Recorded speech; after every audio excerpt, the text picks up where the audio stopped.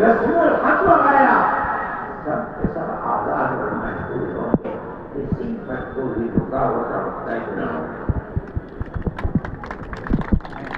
مسلمان ہر دن دھوکہ دینے والے خود غرض اور خود غرضوں کے آلے حال لوگوں کے جامع فریب میں نہ آنا چاہیے، اور پورے اعتماد اور اطمینان کے ساتھ کانگریس میں داخل ہو کر جنگ آزادی میں جدوجہد کرنی چاہیے۔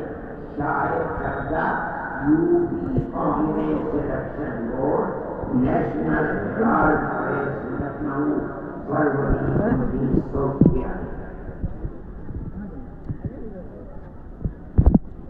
یہ وہ دستور ہے اور وہ پالیسی ہے جو ملک کی آزادی کا اعلان کر کے کانگریس میں آپ لوگ فیصلہ کیجیے۔